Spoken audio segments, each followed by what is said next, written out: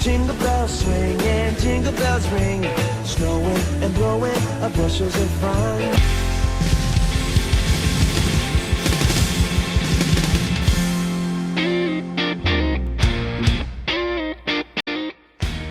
Diamantes y Pedernales de José María Arguedas Altamirano.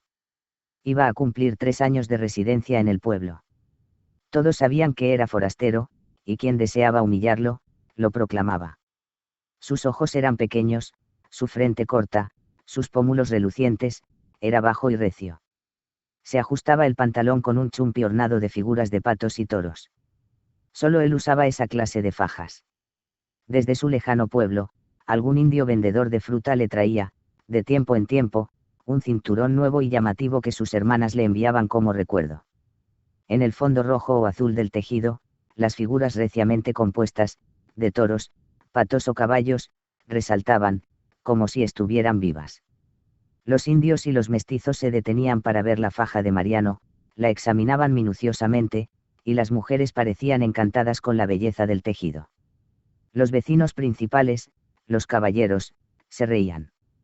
Mariano no demostraba ninguna emoción ante las burlas o los elogios, permanecía callado y tranquilo, mientras contemplaban o examinaban la vistosa prenda. Mariano era arpista y ayudante de sastre. Criaba un cernícalo al que llamaba inteligente Jovín. La sastrería ocupaba la única tienda de una gran casa deshabitada de la cual Mariano era el guardián. La casa pertenecía a una señora muy principal de un distrito próximo. Se decía que la señora era dueña de la mayor parte de las tierras y de los indios del distrito. Cuando iba a la capital de la provincia, entraba a la pequeña ciudad acompañada de su único hijo y de 3 o 4 indios, a quienes llamaba lacayos. Mariano escuchaba el tropel de los caballos y los reconocía de inmediato, antes de que llegaran a la esquina. Corría al patio arrojando en cualquier sitio la obra que tenía en las manos y abría el zaguán de la casa. Durante los días que la señora permanecía en el pueblo, Mariano no aparecía en el taller. El hijo de la señora era alto, cejijunto, de expresión candente e intranquila. Cuando venía con su madre excitaba al vecindario. Invitaba siempre champaña a sus amigos, hasta emborracharlos, y se reía de ellos en forma escandalosa. Sus risotadas se escuchaban a gran distancia. El pueblo se divertía con este espectáculo. Y duraba algunos días la vergüenza de los caballeros bebedores de champaña. La gente exageraba los sucesos de las borracheras, dicen que don Aparicio hizo caminar de 4 patas a varios señores y que a algunos los montó todavía. Dicen que a don Esteban lo hizo subir al mostrador para que discurseara. Dicen que don Aparicio se reía como un condenado y hasta en la plaza retumbaban sus carcajadas. ¡Qué gracia! 1000 indios trabajan para él. Mariano esperaba en la calle a su patrón y lo acompañaba en las noches hasta la gran casona. Iba tras de él, y don Aparicio no le hablaba. En algunas de aquellas noches, don Aparicio ordenaba a Mariano que llevara su arpa al salón de la casa. Se acomodaba en una mecedora y le decía al sastre: «Toca palomita del campo». Mariano se sentaba en la puerta, sobre un banquito y tocaba los huainos tristes que su patrón iba nombrando. Ahora el sauce ingrato. El chihuaco. El tuquito. Ahora canta el carnaval de mi pueblo. Del Ambra. Mariano tenía voz grave y baja, como la de un sapo cantor. Porque entre las hierbas de los campos húmedos y baldíos que había en ese pueblo, los sapos cantaban larga y dulcemente, estremeciendo el profundo cielo estrellado o las lóbregas noches de verano. Don Mariano, a ti no más te dejo tranquilo, por tu canto, por tu arpa también, le decía el corpulento señor del Ambra, paseándose lentamente en la sala, a la luz temblorosa de la única vela que prendía en el candelabro. ¿Por qué será, don Mariano? Mis mujeres no me dan tranquilidad, el trago, ya sea cañazo o champán, es para peor. Anda ya a dormir. Pero en medio del patio tócame por último cualquier huaino de tu pueblo. Mariano era nativo de uno de los pueblos fruteros del interior, de más adentro de la cordillera. Allí, en hondas quebradas, crecían manzanos, peros y duraznos, que florecían como jardines y daban frutos limpios, brillantes, de colores que esplendían a distancia. Mariano tocaba fuertemente los huainos alegres de esas regiones. En las cuerdas de alambre, de las notas altas, se regocijaba repitiendo la melodía, con la otra mano arrancaba los bajos en lo alto del arpa. Don Mariano, tú no más para mí, para mi alma. Iba diciendo el patrón desde la escalera, mientras subía paso a paso hacia su dormitorio. El upa no hablaba delante de don Aparicio, casi ni lo miraba. El joven hablaba solo y pedía los cantos. ¿Por qué? ¿Por qué no lo maltrata? ¿Por qué pues no lo lleva a tocar en las jaranas que arma donde sus queridas? Se preguntaban en el pueblo. Y esta consideración que don Aparicio tenía por el sastre intrigaba a la gente, y permitía defender sus costumbres al humilde, al upa Mariano. Los indios llaman upa, el que no oye, a los idiotas o semi-idiotas. El músico Mariano tenía algo de upa, iba a ver las fiestas de los barrios, y contemplaba los grandes bailes de indios y mestizos, los convites fastuosos, las danzas, desde lejos. Cierta vez, durante la celebración de un matrimonio, las mujeres le llevaron un plato de patachi y de algún otro potaje escogido, y no los aceptó, a pesar de que para convidarle tuvieron que caminar mucho hasta llegar donde él estaba, y fueron tan hermosamente vestidas, con sus largos rebozos de Castilla cubriéndoles la espalda. Padrecito Mariano, le dijeron en quechua, ahora comerás nuestra dulce comida, hasta aquí te hemos traído, pasando vergüenza. Tuvieron que cruzar media calle con los platos escondidos bajo el rebozo. Mariano las contempló con sus ojos grises y pequeños, cargados de temor, de extrañeza. No podía hablar, sus labios temblaban un poco. Ya parecía que huiría. Pero casi arrodillándose, todo inclinado ante las mujeres, les dijo con su voz baja y suave, no, mamacitas. Mamá chacuna, no, patroncitas. Almas, almas. Las mujeres no se resintieron. La voz de Mariano las acarició con tristísima dulzura. ¿Por qué? Pues, ¿por qué? Pues. Hablando, lamentándose, regresaron. Mariano se quedó de pie, apoyándose en la pared calcada en que el sol tan ardientemente repercutan vio cómo los indios bailaban en grandes círculos, y miró a los arpistas que tocaban en una esquina del pampón. Era por ellos que había baile, que los hombres y las mujeres danzaban con tanta alegría. Al atardecer, Mariano se acercaba a los patios en donde la gente bailaba, y muy levemente llevaba el compás de la música con el cuerpo. El upa se iba pronto, al empezar la noche. Entraba por la pequeña puerta del zaguán, atravesaba el gran patio de la casona, y se dirigía a su cuarto. Era la monturera, habían allí algunos caballetes vacíos, y pollos en los 4 lados de la habitación.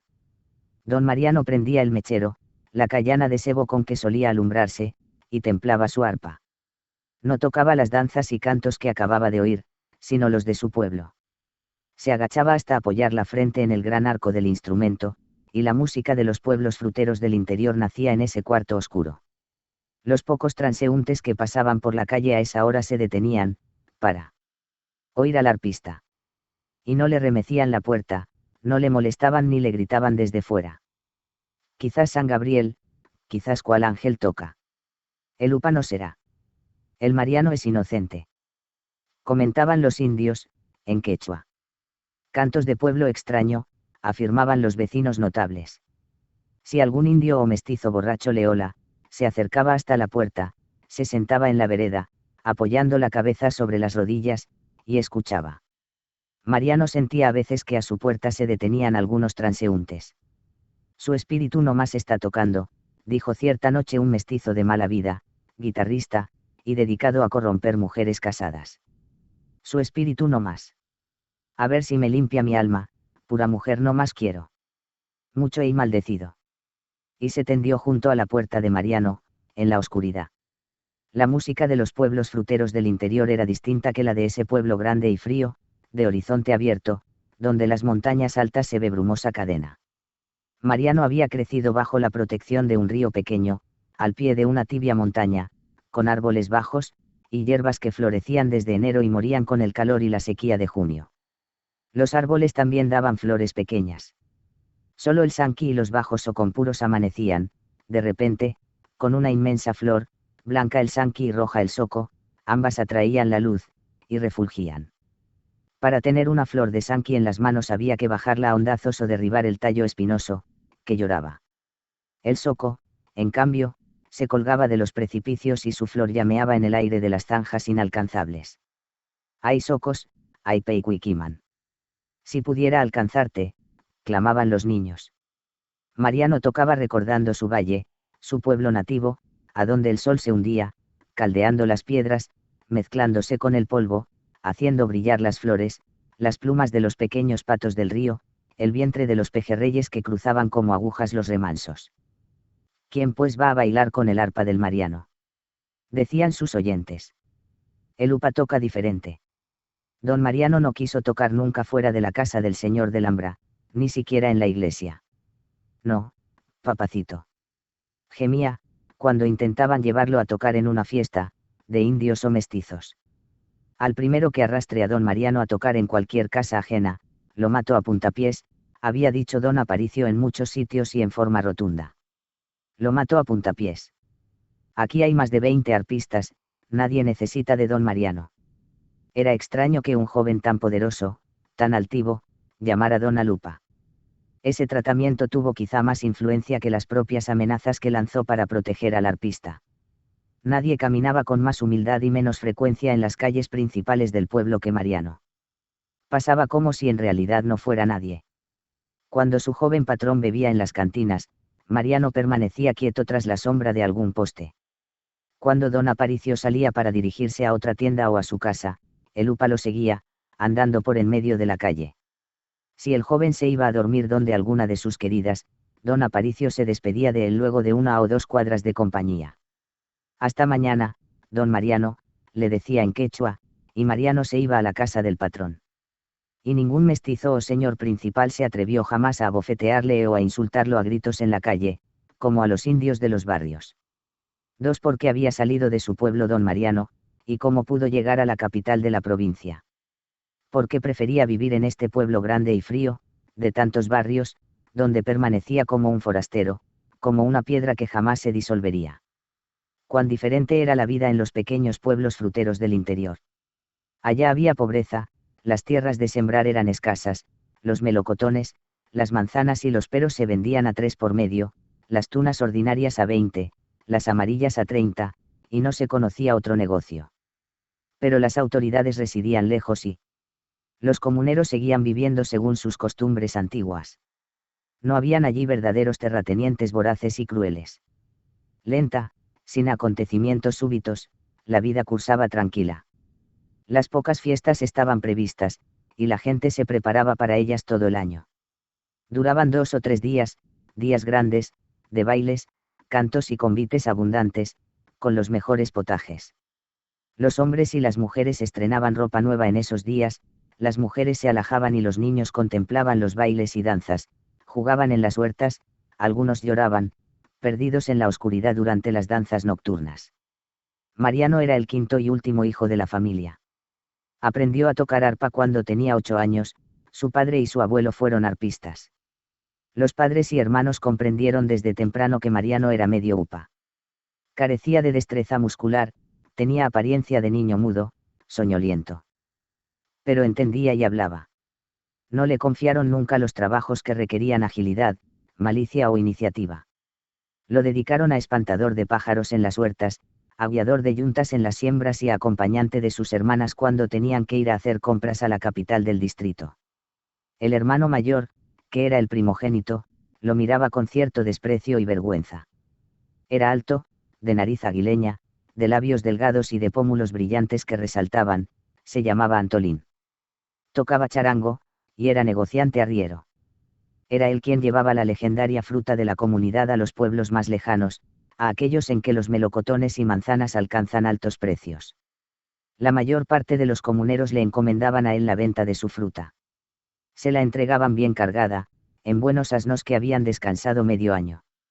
Cuando Antolín salía de viaje, toda la comunidad lo despedía, en un extremo del pueblo, junto a una piedra inmensa cargada de arbustos y de hierbas. Mariano veía irse a su hermano mayor como a un ser poderoso en cuyo cuerpo se hubiera concentrado la energía de los cielos y de la tierra. Las bellas pasñas, las solteras más codiciadas y hermosas, adornaban de flores a Antolín, le ponían el hualco, un cordón de frutas y flores que le ceñían como una banda presidencial. La gran piedra se cubría de niños. Abrazaban a Antolín todos, sin estrecharlo mucho, poniéndole después las manos sobre los hombros. Luego partía. Mariano permanecía a la sombra de la gran piedra y escuchaba el coro de la despedida, el cacharpari, solo, porque siendo upa nadie se quedaba muy cerca de él. Las mujeres se cubrían medio rostro con las mantas, se reían en un grupo cerrado, y así cantaban el jarauí de la despedida, los hombres y los niños, las viejas, todos permanecían en su sitio, callados. Antolín se alejaba por la falda de la montaña y las mujeres lo seguían, lo alcanzaban, lo sacudían con su canto. El jarauí lento, largo, coreado en la voz más aguda, dominaba al día, al sol menguante de esa hora, y Antolín tras de su piara caminaba a paso de cuesta. Mariano lo contemplaba, la imagen de su hermano bullía en su corazón, veía que el jarauí había hecho detenerse al mundo para que solo el fuerte y alegre Antolín viviera, caminara, resaltara en la honda quebrada.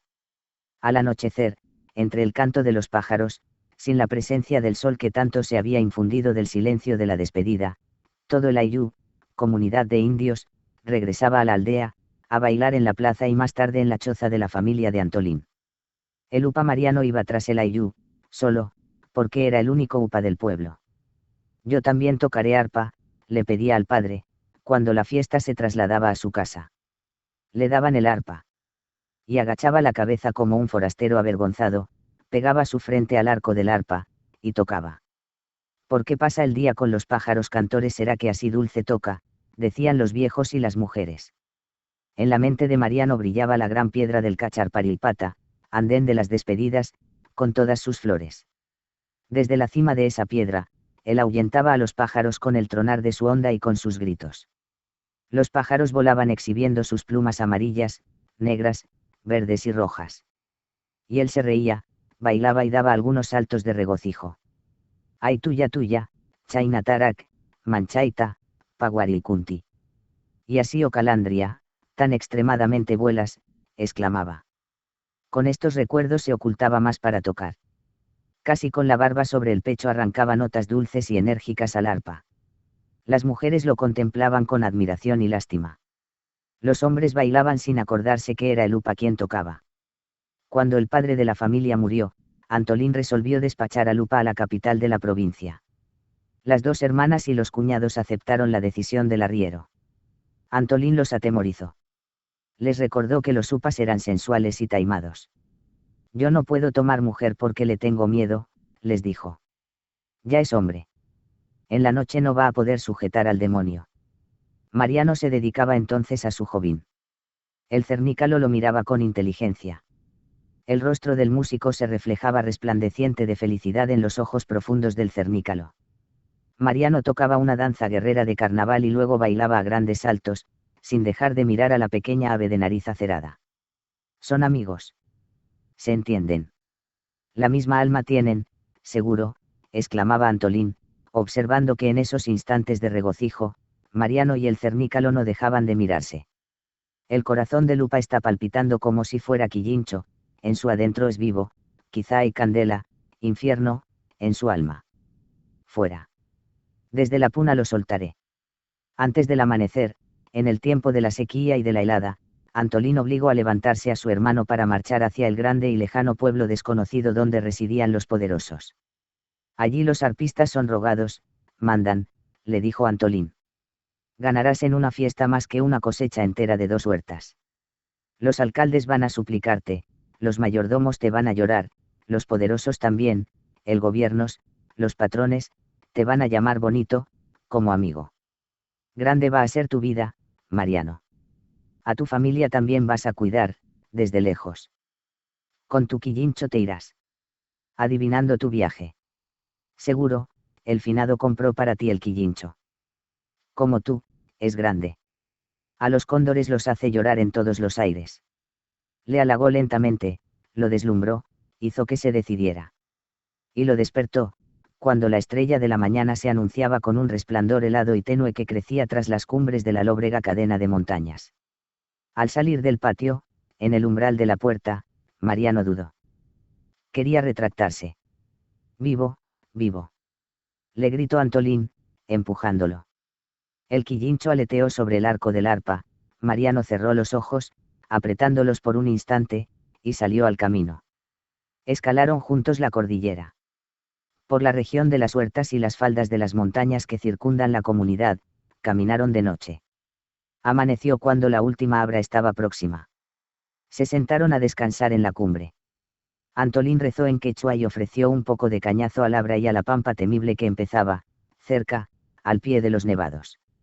Es la meseta más plana y alta del Perú, sembrada de lagos sin totorales, sin arbustos.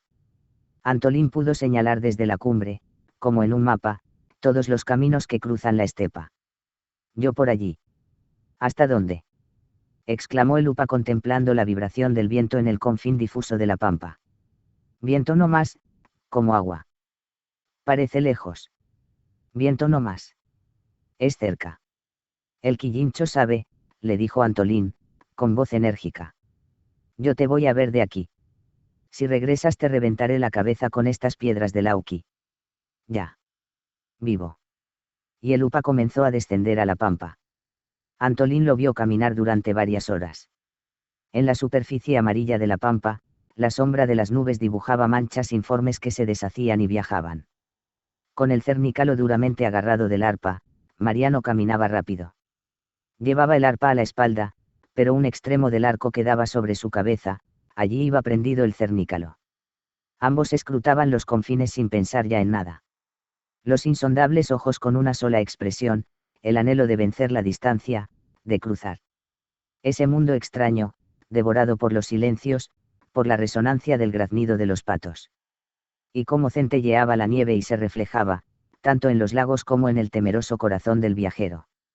Cuando perdió de vista a su hermano, Antolín, el arriero, derramó nuevamente unas gotas de aguardiente sobre la cumbre, y empezó a bajar la montaña, hacia su pueblo.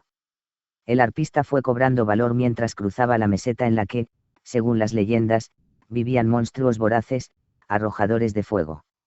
Si el silencio no lo había diluido, si su corazón seguía latiendo, si no habían saltado de los lagos tropas de toros y serpientes encrespadas para enloquecerle con sus bramidos y arrastrarlo, él podía vencer ya a todos los demonios de la tierra. Y con paso enérgico apuró la marcha.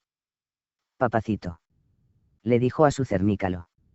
¿Dónde está Encantos? ¿Dónde tus enemigos, papacito? Tú eres patrón, yo también patrón, aquí en Cayacata. Con la misma decisión contempló desde una cumbre baja el gran pueblo, la ciudad de los 6 barrios, con 6 iglesias pequeñas de indios, y un templo mayor, largo, de piedra blanca y techo de calamina. No le sorprendió ya la gran extensión de tierra que cubrían las casas, a diferencia de su pequeña aldea en que las humildes construcciones estaban separadas por huertas y sembrados. Le impresionó la plaza de armas, un campo extenso y desnudo, cruzado por aceras embaldosadas, y las casas de los señores principales, mansiones de 2 pisos con 2 patios y corrales defendidos por altos cercados. Pero una resolución firme aunque confusa inspiraba a Lupa. Ya no más su pueblo, allí abajo, en ese laberinto de casas que cubrían el lomo y las faldas de una roja colina él se hundiría, él viviría. Yo, maestro arpista. Yo, patrón valiente. Ja, caraya. Guapeándose en voz alta empezó a descender la última cuesta. Pero ¿a qué iba el Upa? ¿A qué iba, si en ese pueblo había más de 20 arpistas famosos que tocaban en competencia durante las fiestas de la capital y de todos los pueblos circundantes? Ellos eran los creadores de las melodías que después se difundían en 500 pueblos, hacia todas las regiones. La noche del 23 de junio esos arpistas descendían por el cauce de los riachuelos que caen en torrentes al no profundo, al río principal que lleva su caudal a la costa. Allí, bajo las grandes cataratas que sobre roca negra forman los torrentes, los arpistas oían. Solo esa noche el agua creaba melodías nuevas al caer sobre la roca y rodando en su lustroso cauce. Cada maestro arpista tiene su pacha secreta. Se echa, de pecho, escondido bajo los penachos de las acuaras, algunos se cuelgan de los troncos de molle, sobre el abismo en que el torrente se precipita y llora. Al día siguiente, y durante todas las fiestas del año, cada arpista toca melodías nunca oídas. Directamente al corazón, el río les dicta música nueva. ¿Qué, pues, iba a hacer entre esos maestros el Upa Mariano? Cuando llegó al pueblo era casi el mediodía. Entró por el barrio alto de Alcamare. La única calle derecha del barrio empalma con el jirón Bolognesi, donde viven los señores, en el centro. Alcamare estaba vacío a esa hora, solo algunas indias vieron pasar al músico y lo siguieron con la mirada hasta que se perdió de vista en la calle. Distinguieron claramente al pájaro que iba posado sobre el pico del arpa. Mariano tenía la apariencia de ciertos devotos indios que llegaban a la ciudad desde lejanísimas comarcas para rezar ante el señor de Chayguá, que era el barrio más antiguo. Mariano ingresó al barrio de los señores y se detuvo en la sombra, frente a la casa de don Aparicio.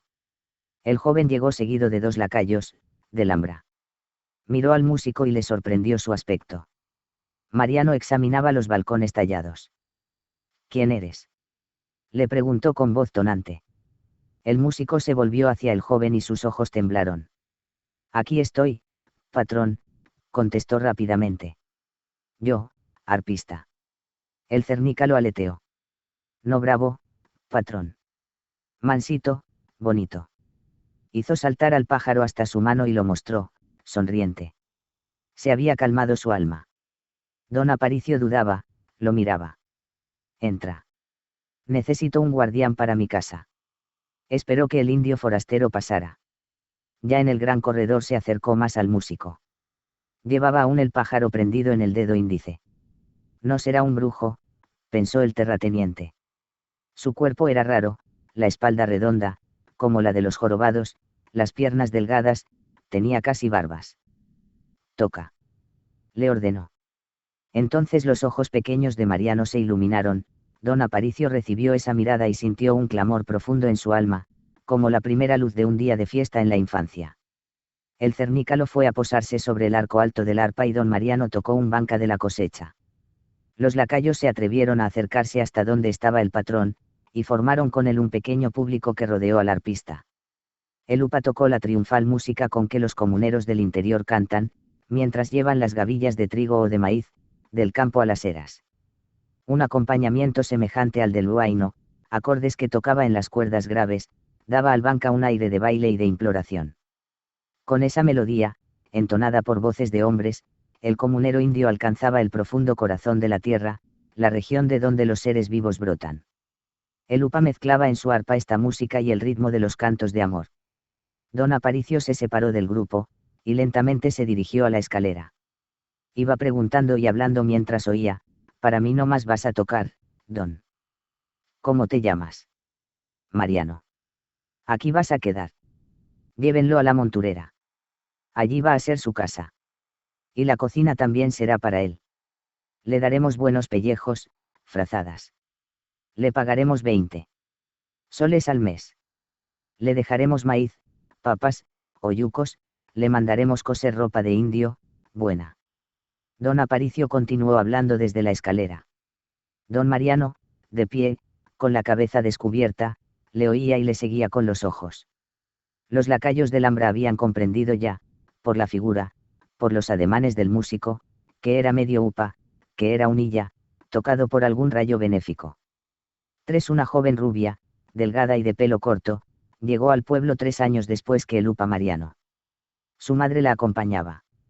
Se alojaron en el único hotel de la pequeña ciudad. El hotel ocupaba una de las más antiguas casas del pueblo. Tenía un patio extenso cubierto de hierbas y pastos donde cantaban sapos y millares de grillos. Muy pocos viajeros llegaban al hotel, algunos agentes de casas comerciales, empleados y maestros recién nombrados, militares en tránsito y raros viajeros que tomaban esa ruta para internarse hacia los ríos amazónicos, porque los Andes centrales ofrecen por esa región un paso menos helado y alto. La llegada de la rubia y su permanencia conmovió a la juventud de la capital provinciana y a la de los distritos próximos. Era bella y elegante, y era de la costa, de una ciudad importante y aristocrática. Sin duda pertenecía a una familia modesta, pero vestía exactamente como las señoritas limeñas, a la última moda. Su melena era muy corta, como no se atrevían a usarla las jóvenes del pueblo, y caminaba con esa gracia encantadora propia de las muchachas bonitas de las ciudades costeñas. Don Aparicio compró una de las casas más nuevas del pueblo, el mismo día que vio a la joven rubia. Casi todas las señoritas del pueblo estaban preocupadas y tristes. Las señoras hacían conjeturas obscenas y crueles acerca de la niña recién llegada. Don Aparicio arregló la casa nueva con pocos muebles de dormitorio, comedor, sala y cocina, luego se encaminó resueltamente al hotel. Y ofreció su casa en alquiler, a la madre. Los cuartos del hotel ocupaban solo el primer piso de la vieja casa, porque el segundo estaba en ruinas. Las habitaciones eran oscuras, el empapelado humedecido, cruzado por vetas y manchas. El piso de ladrillos, gastado y polvoriento, tenía huecos y desniveles. Don Aparicio no se mudó de ropa para la visita, no se acicaló especialmente. Fue de botas y de bufanda, con un sombrero muy fino de paja, y usando fuete. Miró a la joven profundamente, con sus ojos entrealocados y crueles, tan enérgicos y grises. Brotaba de ellos una gran ansiedad. Señora, dijo a la madre, yo tengo una casa antigua en la que se han alojado todos mis antepasados. Compré otra nueva creyendo que se avenía mejor a mí, que soy joven y educado en Lima, pero no puedo vivir en ella. Soy nada más que un buen vecino de Lambra, de un pueblecito de acá cerca. Solo vengo de vez en cuando a la capital. Para mí sería un honor si ustedes aceptaran tomar mi casa nueva. Yo pago un guardián en la otra.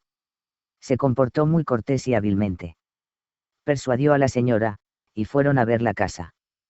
También consiguió que se decidieran a trasladarse sin demora. De vuelta al hotel, don Aparicio caminó junto a Adelaida, iba pensando y hablando para sí, Padre Santo. Qué rubia es, qué delgadita. Padre Santo, no la quiero para esposa, en mi pueblo se derretiría como una sayugua, pequeño monumento de piedra mágico, de hielo, se reiría a carcajadas viendo una guifala de carnavales. No me importa que no sea ya pura o que sea enferma. ¿Para qué la quiero? Que ya runa. Así como es no sé para qué la tendría. Pero voy a echarle un cerco, como de perros ansiosos, que no tienen miedo a morir, y rodean igual a las vicuñas que a los pumas. Esto comienza. La joven lo sintió pensar, y no le habló. Ella tenía ojos azules, limpios y alegres. La señora miró al joven varias veces, examinándolo. Al despedirse le agradecieron ambas. Somos pobres, le dijo la madre. Soy viuda de un músico italiano que trabajaba en el Colegio Nacional y como profesor particular en muchas casas grandes. Solo estaremos unos meses aquí. Hablaba con esa franqueza rápida y espontánea, característica de las buenas mujeres costeñas de la clase media. Adelaida deseaba irse. No miraba al joven. A mí lo que me gusta son las flores del campo, habló inesperadamente, interrumpiendo a su madre. Durante el viaje, en las alturas de este pueblo, 6 tantas. Azules y rojas, azules y rojas. Como un manto que se movía. No ha visto las blancas, las grandes flores. Ya tendrá ocasión, si me permite. Usted es un caballero muy bueno. La joven expresaba un entusiasmo real. Sus mejillas se encendieron con un timbre rosado, blando, de su sangre cálida. Padre Santo, continuaba hablando don Aparicio, padrecito, yo le traeré las flores de la gran cordillera. Si ahora su mejilla está como la hoja del achancaray rojo y alba. Yo no dije. Si el achancaray y el palcha parecen como el rostro mismo de las criaturitas inocentes. Hermosura para la eterna gloria. Mi caballo, quellas, y a saltos llegaré a los nevados. Don Aparicio movía los labios en forma perceptible. Se despidió un poco confundido. Perdone, señorita, dijo a Adelaida. Usted me ha hecho pensar mucho hablándome de las flores de mi tierra. ¿Aceptaría usted que le enviara 2 indias de mi hacienda, para su servicio? Es gente humilde y obediente. Yo tengo algunas que entienden las órdenes caseras en castellano. Adelaida aceptó el ofrecimiento, sin esperar a que su madre interviniera. Con una es suficiente, dijo la madre. Nunca, señora. Una para la cocina y la otra para los mandaditos. El cerco estaba hecho, y no de perros rabiosos, sino uno más alto e invisible, tendido por la audacia, la casa, la servidumbre, y las cargas de comestibles que él les enviaría en venta al costo, constituirían el infranqueable cerco, el derecho adquirido que él sabría imponer a los de fuera. Las señoras del pueblo respiraron tranquilamente, los jóvenes se resignaron, las muchachas ansiaban contemplar a la rubia, verla caminar y sufrir. Don Aparicio juró arruinar y golpear hasta dejar agonizante a quien hablara mal de la niña recién llegada. Podía hacerlo. Una noche, 300 indios llegarían a cualquier hacienda o chacra, derrumbarían los cercos, dirigidos por despiertos y fieles mayordomos mestizos, matarían los chanchos, los caballos y las vacas, los espantarían hacia los abismos. El señor del Ambra era un hombre de acción y no había aparecido aún otro joven poderoso e igualmente decidido que le hiciera sombra. Era, además, fuerte, gran jinete, y cuando le atacaba la ira, enrojecían sus ojos, se erizaban sus espesas cejas, infundía miedo. Y no lanzaba puñetazos, golpeaba con el filo de su mano derecha como si fuera un trozo de madera pesada. A ese golpe le llamaba pescuezazo, y decía que un peleador limeño le había enseñado. Pero la vida de la capital provinciana se alteró con la llegada de la rubia y de su madre. ¿Qué pasará? ¿En qué irá a parar? ¿Cuándo se irá? ¿Qué es ella de don Aparicio? Ya es de él, o le ha sorbido de veras el seso, y la quiere como un colegialito, se preguntaban en el barrio de los vecinos principales. Los jóvenes casaderos y los muchachos, los adolescentes, pasaban por la calle donde ella vivía, cuando don Aparicio se iba a Alhambra. En realidad, la imagen de Adelaida reinaba en el barrio de los señores. Solo en los ayllus de los indios se hablaba poco de ella.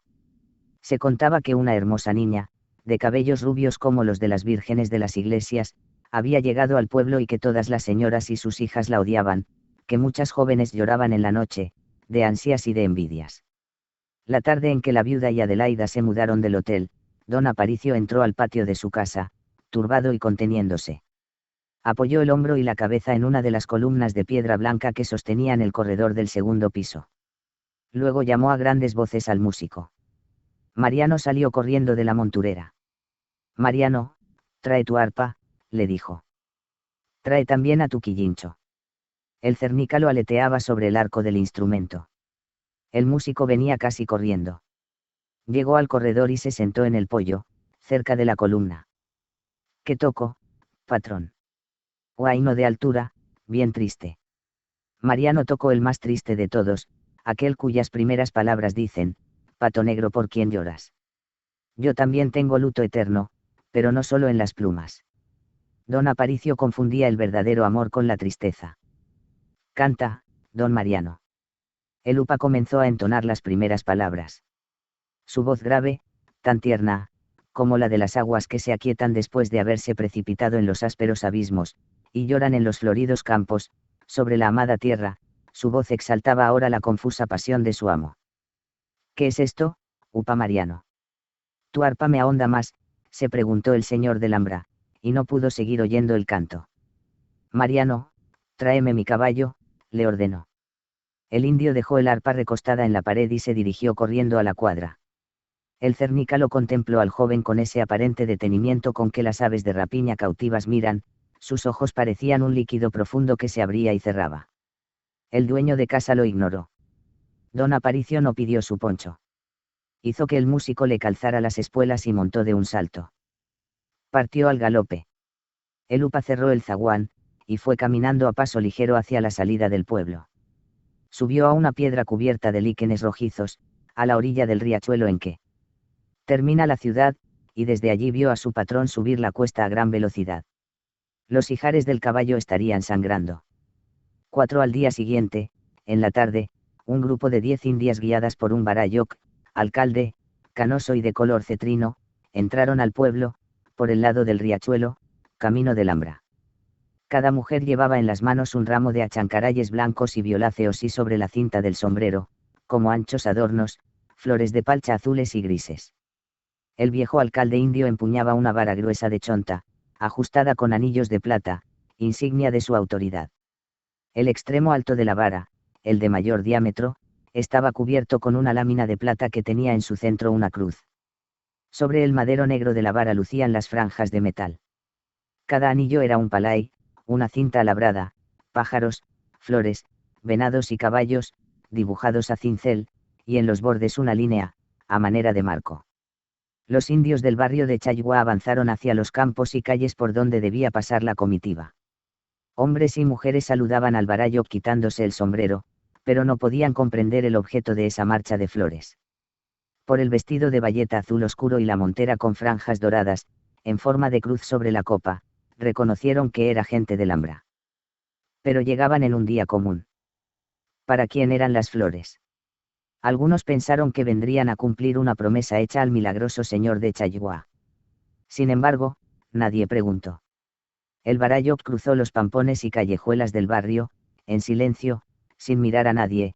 Las jóvenes indias lo seguían sin demostrar ninguna alegría, ningún sentimiento que pudiera ser reconocido por las mujeres del barrio indio. ¿Qué es pues esto?, se preguntaban ellas. ¿Por qué no cantan? ¿A qué vienen con sus trajes de fiesta? No es tampoco para un muerto. En el barrio central, las señoras y señoritas, los jóvenes y caballeros lo comprendieron todo. ¡Qué escándalo!, dijo uno. El Barayok a las órdenes de don Aparicio para una alcahuetería. Está loco ese mozo, pensó una señora, amiga de la madre de don Aparicio. Todos murmuraron, sorprendidos. Algunas jóvenes reían al ver pasar a las indias con sus ramos de flores, a otras les atacó la amargura. Hay que ir hasta el pie de los nevados para recoger esas flores, él mismo habrá subido anoche. Y en nuestra cara hace desfilar a sus indios por las calles, como a una virgen le envía ramos de las flores más raras. Aquí, en mi pueblo. Pensaban. ¿Por qué la chancaray y el palcha florecen sobre la tierra helada, bajo los pedregales en que comienza la nieve? Respiran lozanas en las silentes regiones a donde no llegan ni las gramíneas ni las aves pequeñas, ni las vicuñas. El corazón humano se enciende al encontrarlas. Quien las descubre junto a los desiertos cegadores de nieve, vibra dulcemente y se arrodilla. Los jóvenes indios amantes la cortan en las noches de carnaval, y un líquido cristalino brota de su tallo roto. El Barayok y las mujeres llegaron a la puerta de la casa en que vivían Adelaida y su madre, seguidos por grupos de curiosos. Se oían voces. «Está loco», exclamaban. «Está tronado», y de rodillas. El Barayok tocó la puerta del zaguán y Adelaida salió a abrirla. Se turbó y quedó absorta. «Señoracha Adelaida. Mi papá niño, don Aparicio, manda». Las jóvenes se quitaron la montera respetuosamente. Sus largas trenzas, cuidadosamente arregladas, sus monteras cubiertas de flores, los grandes ramos que ellas levantaron, y el viejo indio, de semblante tranquilo y severo, todo el conjunto se mostraba, como un homenaje a ella, un homenaje extraño. «Pase, señor. Pasen, jóvenes», dijo a las forasteras y salió a la calle. Dejó que la comitiva entrara. Y no vio a nadie más, no se fijó en el grupo de gente que la miraba con expresión de curiosidad, de burla y de escándalo. Cerró la puerta, y ya en el pequeño patio de la casa contempló detenidamente al Barayok y a las mujeres. Su madre salió en ese momento al corredor. Las mujeres se acercaron a la joven, unas tras de otras, y le fueron entregando los ramos de flores. El sol hizo brillar su melena rubia. Los 10 ramos formaron uno muy grande en sus brazos. Su rostro fino aparecía entre las flores, resplandeciente de alegría. Las indias, cuando la vieron así, volvieron juntas, nuevamente, hacia ella, le besaron las manos y retrocedieron. «Mamá. Qué lindas son. Qué lindas son todas». Se acercó, casi corriendo, hacia las jóvenes indias, y las fue abrazando estrechamente, con su brazo izquierdo. Ellas sintieron el roce del pecho pequeño de la joven, y se detuvieron a examinar sus ojos. Solo algunas rocas lustrosas que orillan a los ríos profundos tenían ese color. Adelaida abrazó también al Barayok. El viejo le habló en quechua. «¿Qué dices ahora, mamá?», preguntó ansiosamente, la joven. «Todo esto es tan desconocido, hijita. Nos tendremos que ir pronto. Solo su nombre es horrible, y sus cejas», dijo la forastera en voz baja. «Y su corpulencia. Pero. ¡Qué alma, qué alma!». Entre la gente que vio pasar a las indias del Ambra una mujer lloraba sin poder contenerse. Era Irma, la ocobambina. Don Aparicio la trajo desde su lejano pueblo, de vuelta de un largo viaje de negocios. Llevó a vender 20 caballos finos y 100 mulas, y las cambió por reses. La conquista y rapto de Irma fueron una aventura corriente. La conoció en un paseo y jarana que el comprador de mulas organizó para agasajar a don Aparicio. Cerca del pueblo de Ocobamba hay una laguna rodeada de pasto, de maizales y de árboles de sauces. El maizal avanza hasta donde la tierra es buena, en el pantano crecen hierbas altas y grama, y rodeando la mayor parte de las orillas, sauces de ramas largas como cabelleras, que se mojan en el agua o tocan la sombra. La Laguna de Ocobamba era motivo de orgullo para la gente del distrito. Ningún viajero del pueblo había visto en otras regiones lugar más hermoso para el descanso y los juegos de grandes y chicos. Porque a sus orillas rejuvenecía la gente, y hasta los caballeros más serios corrían bajo la sombra de los sauces y se colgaban de sus ramas. En el centro de la laguna había una huaca, un montículo con base de piedras. Era el Puputi, el ombligo de la laguna. Altas acuaras agitaban sus penachos allí y servían de refugio a los pequeños patos de alas rojas que visitaban la laguna. El paseo dedicado a don Aparicio fue muy concurrido y de los grandes. La llegada de algún forastero importante era siempre la mejor oportunidad para realizar banquetes y fiestas que todos los vecinos principales del pueblo deseaban.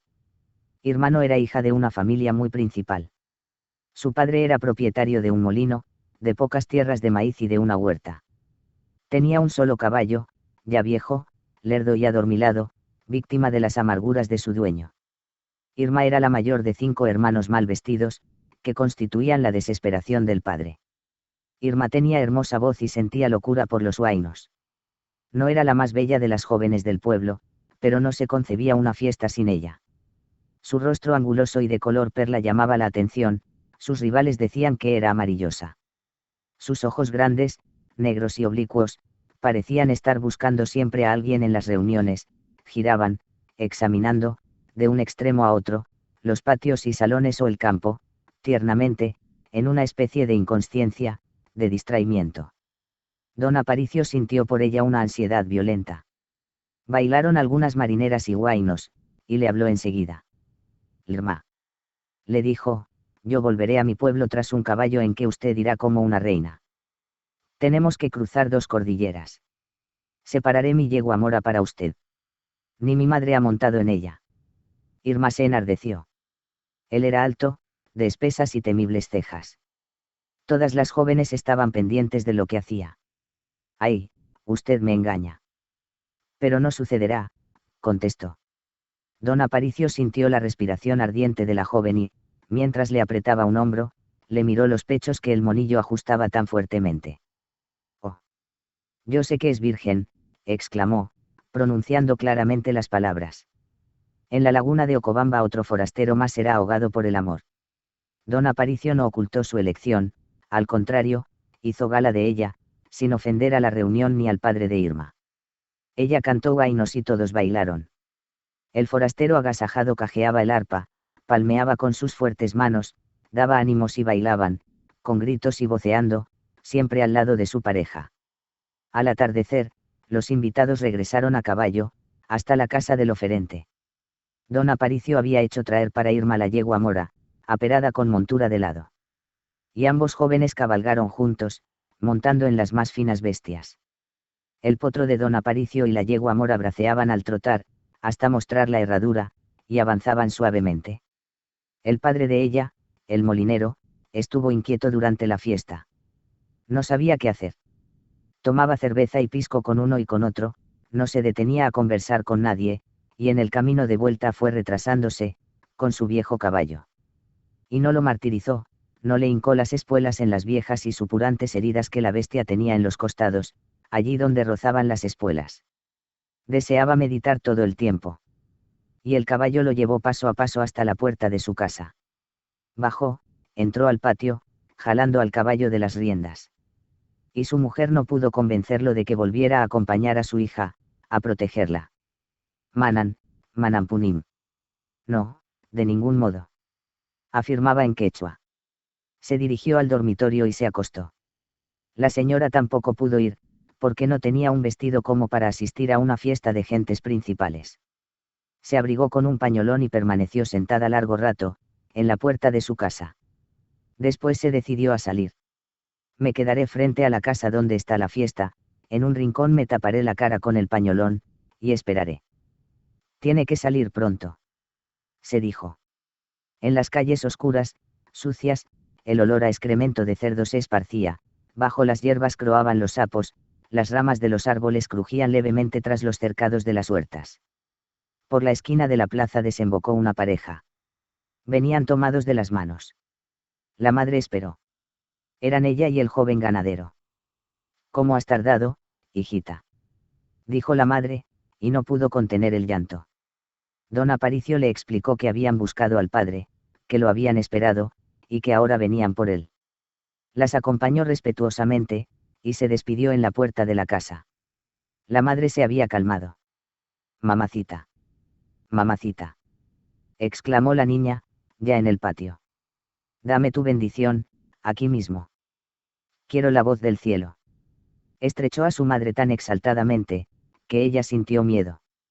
No eres para ese señor, le dijo expresando su convicción serena. Luego le habló en quechua, le dijo que su padre había llegado trastornado, que se había acostado pero que no dormía, que tenía los ojos abiertos, con ese brillo penetrante y triste que despiden los ojos de la gente desventurada, que en la muerte o en el sueño no pudieron cerrar los párpados. Es un mal grande.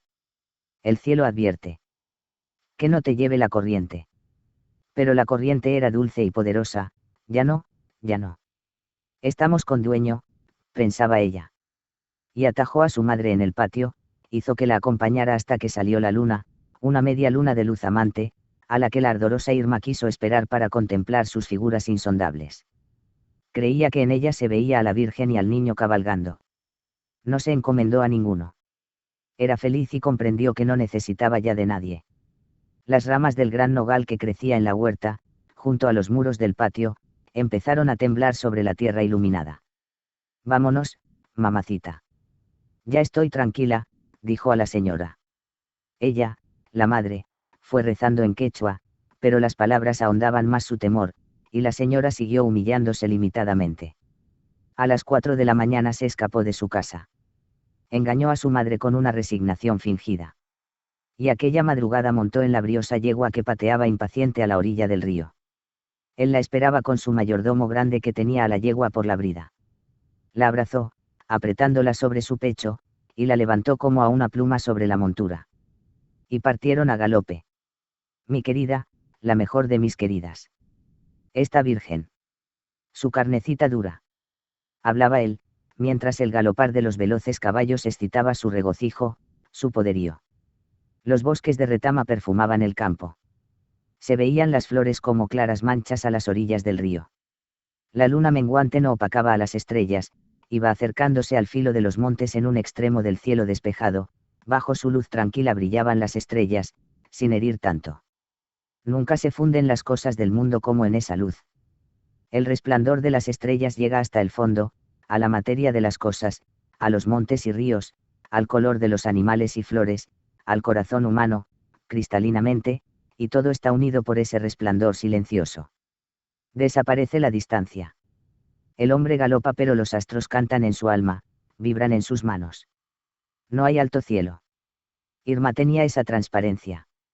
Y cuando fue clareando y el sol se mostró, vio en el fondo del valle, tan lejos, su pequeño pueblo, los huertos, el río impetuoso, el río de su pueblo, el suyo, el dueño de su infancia. Mamita mía. Exclamó. El mayordomo guiaba, y paró a su caballo. Sigue. Le gritó el patrón. ¿A dónde me lleva? Soy una pobrecita.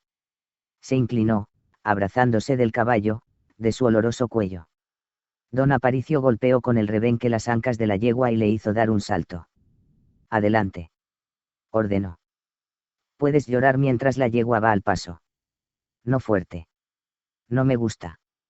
Y desde entonces se convirtió en una de las queridas del patrón, quizá en la preferida, aunque igualmente sumisa, como él las criaba. Alquiló para ella una casa en el barrio de Alcamare, muy cerca del barrio de los señores, en la zona en que vivían los mestizos, los pequeños propietarios y artesanos. Irma aprendió a tocar guitarra. Agrandaba sus penas cantando. Y no perdió la esperanza. Cuando él se case con otra, me mataré, mientras no se case seré la preferida. ¿Quién sabe, pues, quién sabe?, reflexionaba. No quiso hacer amistades en el pueblo. Las otras pretendieron mezclarla en peleas y escándalos. Gritaban en vano, la insultaban o la hacían insultar con mestizas y cholos borrachos. Ella los miraba con tranquilidad, sin decirles una palabra, sus grandes ojos rasgados eran tiernos y extraños. Y supo imponerse a los celos y la amargura de las otras y a la fingida insolencia de los borrachos. ¿Qué será pues, ella? ¿Qué será, pues? Se preguntaban. Y no solo las queridas y sus mandaderos, sino también los hijos de los hacendados, los militares y los mismos terratenientes que la deseaban, algunos encarnizadamente. ¡Qué chola fiel! Chola amorosa, comentaban.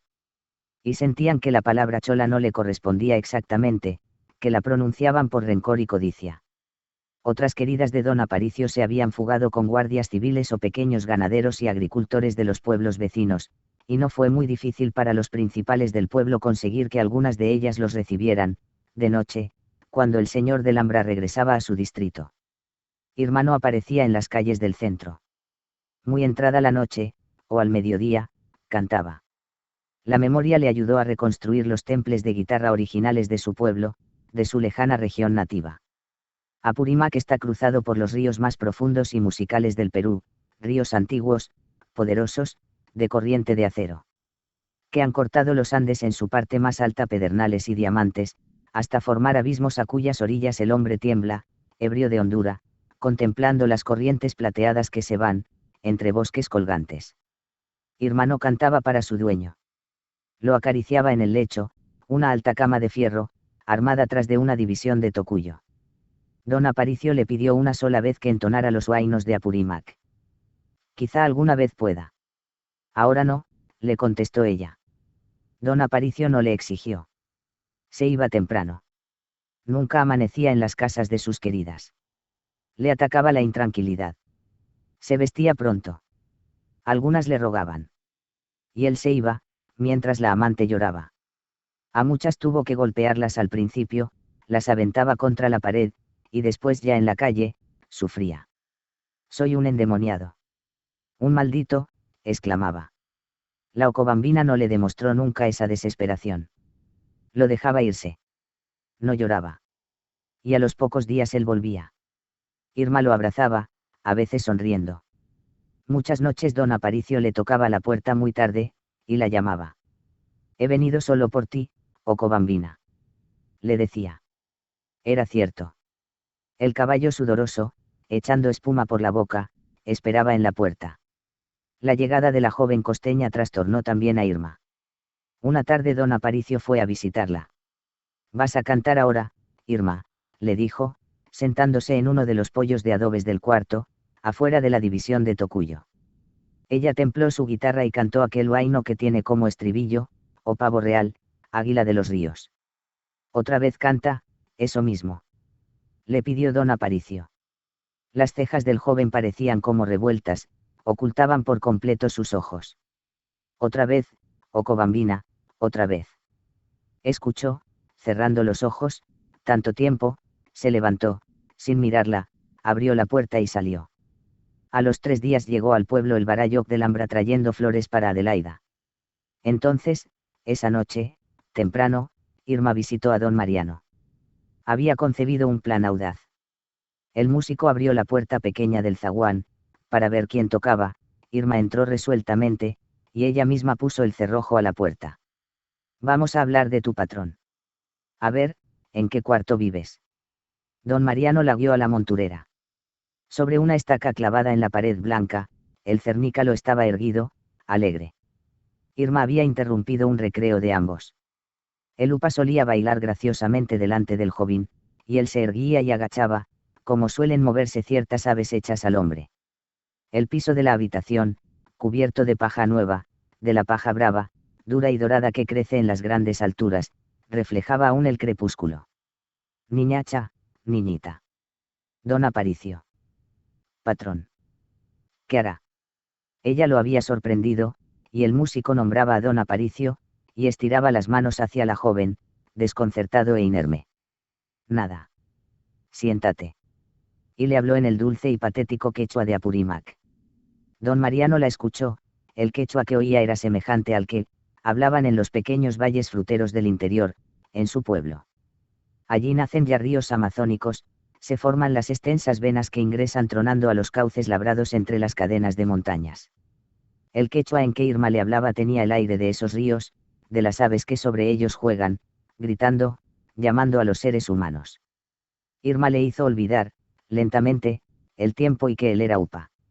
Sus húmedos ojos, su rostro juvenil, doliente, y la historia que oía, la esperanza, lo confundieron. Se arrodilló, apoyó un poco la cabeza, sin sentir temor, sobre las manos de la joven. Los tibios dedos acariciaron su vida anhelante.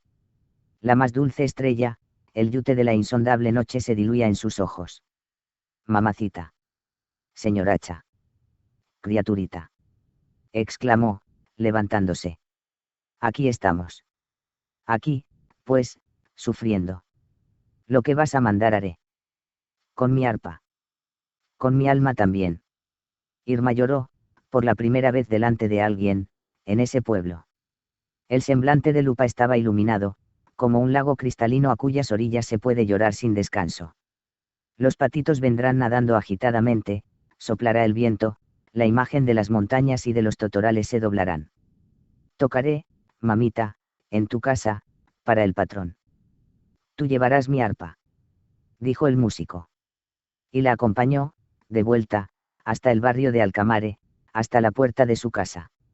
No los vio nadie, porque en los pueblos fríos la gente rara vez anda de noche. El músico regresó caminando a prisa. Ya en la monturera bailó a esa hora, para el joven. Se revolcó sobre la paja lustrosa. Mi patrona. Será mi patrona. Ajalay, Quillincho. Ajalay, Quillincho. Y miraba de reojo al profundo cernícalo, que estaba tranquilo. 6-10 días permaneció don Aparicio en Lambra. Llegó a la capital de la provincia, en la mañana, seguido de 2 mayordomos que montaban en buenos caballos. Don Aparicio vino en su potro negro, el halcón, y con su apero de fiesta. No tomó la entrada de Lambra, por el barrio de Chayguá, se desvió en la altura y bajó a Alcamare, así tuvo que pasar por la calle central. 400 anillos de plata brillaban en las piezas trenzadas del apero, los grandes estribos estaban cruzados por fajas de plata, calzaba sus roncadoras, hechas a fuego, de plata pura, y con una gran aspa de acero. El potro pulía su andar en la calle, el jinete lo gobernaba, sobre el empedrado, el potro negro braceaba majestuosamente, su cuello, ancho y poderoso en la parte naciente, se arqueaba con gallarda suavidad, y las pequeñas orejas se movían en tijera, vibraban con el latido de la sangre bullente del animal, que se contenía. La gente se agolpaba en la calle para verlos pasar, salían a los balcones. El andar del potro y el sonido de las roncadoras del señor de Lambra eran conocidos en el pueblo. Don Aparicio tenía puesto su más fino poncho de vicuña. El poncho no flameaba con el viento ni el andar del potro, su peso era el justo, una punta levantada sobre el hombro del jinete dejaba ver el pellón azul sanpedrano de flecos atorzalados, y la montura de cajón ribeteada de plata. Los mayordomos seguían de cerca al patrón. Este Aparicio, educado en Lima, nada ha aprendido. Le gusta que lo vean. A las mujeres las engaña con ese aire de dueño. A las mujeres de bajo pelo. Las educadas en Lima no se impresionan con las antiguallas. Conseguía que estuvieran pendientes de él. Algunas señoritas sentían desprecio por sus costumbres. Es un bruto, como sus antepasados pueblerinos, decían. Sin embargo, casi todas miraban pasar al potro, y a su dueño, que saludaba inclinando la cabeza. Su expresión intranquila trascendía. Para tomar la calle en que estaba su casa debía doblar a la izquierda, en una esquina.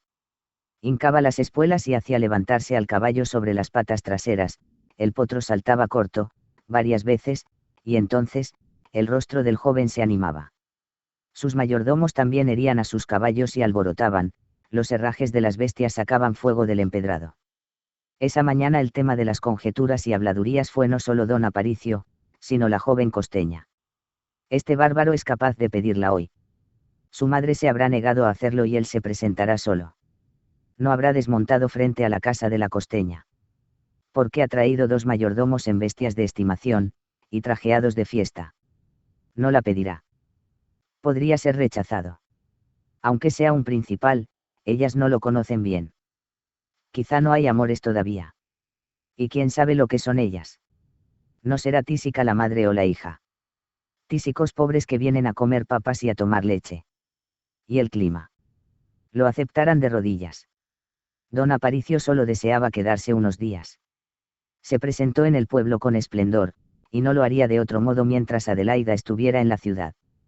Siempre entraría por la calle principal e iría aumentado el número de sus acompañantes, aunque tuviera que despacharlos al Alhambra el mismo día. Y esta vez no se dirigió a su casa, fue a paso de calle, hasta la puerta de la casa en que vivía Adelaida. Cuando los caballos se detuvieron en brusca parada, formando un tropel ruidoso, la joven Adelaida salió a ver la calle. Don Aparicio estaba frente a su puerta, el ancho pecho del potro cruzado de correajes anillados de plata. La saludó quitándose el sombrero, los mayordomos imitaron al patrón. Los 3 caballos dieron unos pasos atrás. Aquí estamos sus servidores, señorita. Las mejillas de la joven se encendieron, y él lo vio, sintió en el corazón, como un fuego, la causa que hizo ruborizarse a la niña. Hincó las espuelas e hizo dar un salto atrás al potro, luego, a paso corto, suavemente, sin mover casi las riendas, dio unas vueltas en la angosta calle. Pórtate bien, mira quién te alaba. Le habló al potro, al darse cuenta que Adelaida los contemplaba. ¿Lo montará usted?, le preguntó, descabalgando junto a la puerta. Se acercó a ella y le dio la mano. La melena rubia y corta de la joven, sus manos tan delgadas, despertaban en la memoria de don Aparicio un antiguo sueño. ¿Qué es? ¿Qué es?, se preguntaba. Había dormido, de niño, en las chozas de paja de los indios que vivían en las interminables lomas heladas de la Puna. Su padre lo sacaba a la luz, al rayar la aurora. Entre el canto triste de las poquísimas aves de la estepa, el sol aparecía, sus rayos se tendían a ras del suelo, débilmente. Y la paja alta, brillosa, amarilla, se rodeaba de un resplandor, cada tallo, en los campos sin árboles. Usted lo montará, Adelaida. Este potro es el criado más obediente, a pesar de su facha de rey, le dijo. La llevó del brazo junto al potro. Si yo y todos nos fuéramos de aquí y nos olvidáramos de él, creo que se moriría de hambre antes que moverse del sitio. Lo compre joven, yo lo he amansado, yo lo he entrenado. Mira aquí, halcón. La llevarás como a una florecita.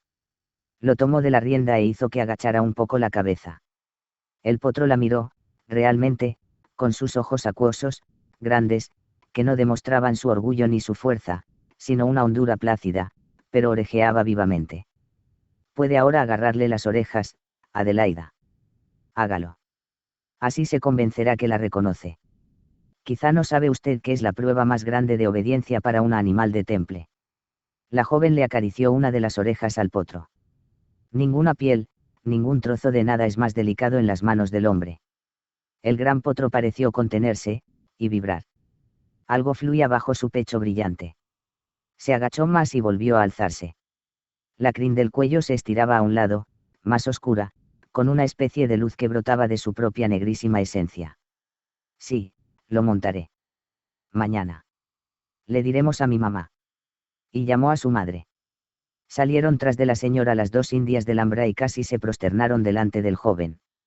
Él hizo que se apartaran, sin hablarles. Muy hermosa, del corazón y del rostro. Iban diciendo en quechua y en alta voz, mientras se iban. La señora aceptó la invitación a Adelaida. Cabalgarían hasta una laguna próxima, célebre porque la rodeaba una angosta playa de arena amarilla. El camino era plano y cruzaba entre alfalfares y campos de trigo. Don Aparicio se despidió hasta más tarde, de la joven y de su madre. Los mayordomos habían permanecido de pie, junto a la pared de enfrente, quietos y observando respetuosamente. Todos montaron. Los mayordomos siguieron al patrón, en fila. Avanza, Félix. Ordenó el patrón. El hombre que iba detrás, en primer término, alcanzó al patrón. Su brazo es delgadito, le dijo don Aparicio a su mayordomo grande. Es una criatura de otro mundo. Quisiera verla en el atrio de nuestra iglesia. La llevará usted, patrón. Todavía debe gustarle jugar corriendo, para eso es buena nuestra plaza, con su sombra. La hará usted limpiar todos los días, señor. Pero no es de nuestra casta. No es. Depende de usted. Félix era barbudo, el mejor rodeador de ganado. ¿Qué dices, Félix? Mi padre se estará riendo de mí. El finado estará mirando con cuidado. Hay que conocer bien a la niña. Las indias lo estuvieron llamando a usted. Mientras tanto, en el patio, Adelaida le decía a su madre, no le dije de las flores. No me acordé. No me dio tiempo. Cada vez parece otro, parece más alto. Cerca del zaguán de la casa de don Aparicio, Félix preguntó a su patrón, ¿y la Ocobambina, niño? ¿Qué? Se volvió hacia el mayordomo con ademán de castigar. Sus cejas hervían. Sí, don Aparicio. ¿Qué va usted a hacer? Seguirá. Siempre. Tendrá que seguir. Félix lo miró detenidamente, sin quitar la cara. Había acompañado al antiguo patrón y a don Aparicio en todos los viajes y empresas. Había visto aquella madrugada del rapto, entre los húmedos árboles de molle, trotar llorando a la Virgen Ocobambina. Y sus altivas costumbres, su rostro anguloso y enérgico, sus ojos, le habían conmovido. ¿Y si a mí me arrancaran de mi querencia, con engaños, así, de un de repente, para llevarme a otro pueblo, y queriendo todavía? Que me haga perro. Siendo inocente, siendo inocente. En fin, si mi alma fuera sucia, caliente, desde su nacer. Don Aparicio intuía las reflexiones de su mayordomo grande. Félix era para él como una parte de su cuerpo y de su alma. Anda donde ella, y salúdala. Que me espere esta noche, le ordenó. Así lo complacía y lo humillaba. Sonrió. El músico abría ya el zaguán. El potro entró paso a paso y se detuvo junto al pilar central del corredor. Félix partió a galope, calle abajo. El joven no se detuvo a hablar con el arpista, subió la escalera, lentamente. Don Mariano esperó sentado en el poyo. Una convicción feliz lo dominaba. Cuando el mayordomo grande regresó a la casa, ya el patrón había salido. Mariano no estaba en el patio. Félix lo encontró en la cuadra contemplando a los caballos. No vas a cocinar, le dijo. Yo te voy a convidar a la picantería. El músico no conversaba nunca con los mestizos mayordomos, solo cuando la señora traía lacayos hablaba con ellos en quechua. Los indios lacayos lo buscaban en la monturera, elogiaban al cernícalo, ponderaban las hazañas de los cernícalos libres, a los cóndores los hace llorar, del mismo patio de la gran casa de la señora se levantan a los pollos, hasta a los pollos crecidos de los pavos. Bajan como flechas. El aire los esconde, solo la bulla de sus alas se oye. Y algunos lacayos dormían en la monturera. Al amanecer, don Mariano tocaba el arpa, muy bajito, casi al oído de los indios. Porque la patrona grande desconfiaba de Mariano. A mi hijo lo quiere, por eso nomás no lo hago llevar hasta su pueblo. Me parece brujo. Este oye lo que nosotros no oímos. Y una vez lo llamó al corredor del segundo piso, lo hizo arrodillarse sobre las tablas, y le preguntó en quechua casi a gritos. ¿Qué oyes? ¿Qué oyes todo el día, bestia del Señor? El músico no podía contestarle.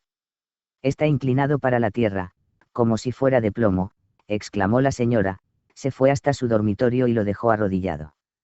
El músico se levantó cuando ya tenía las piernas agarrotadas, y bajó grada por grada la escalera, descansando y temiendo que lo llamaran, que lo sintieran irse. Como iba ahora a almorzar en una fonda con el mayordomo grande. A las 12, don Félix lo sacó por la puerta falsa. No le habló en la calle. Se sentaron en una mesita que había en el corredor interior de la picantería. Durante el almuerzo, Félix miraba al músico cariñosamente, don Mariano veía que el mayordomo ya le iba a hablar, a decirle algo, pero no se decidía. Tomaron chicha. El mayordomo bebió media jarra. Se sonrió y ya no sirvió la chicha en los vasos, levantó la jarra y bebió largamente. Se limpió la barba y gritó, otra, mamita. Ahora sí. Invitó al músico, le puso en las manos la jarra llena. Como yo, seguido. Le dijo. Don Mariano no pudo beber tanto. No hay costumbre, padrecito. Ya habían terminado de almorzar.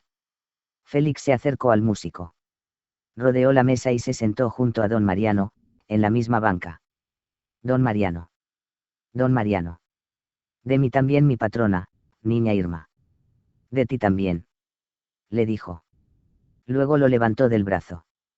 Dejó unas monedas sobre la mesa, y salieron. Un trecho de la calle lo llevó, caminando despacio, con el brazo sobre los hombros del músico. Don Mariano era bajo y casi redondo y el mayordomo fornido y de un buen tamaño, parecía, por eso, que él lo conducía, lo guiaba, protegiéndolo. Los transeúntes los observaron, algunos se detuvieron extrañados. Borracho el músico Upa. Y con el mayordomo grande del Ambra.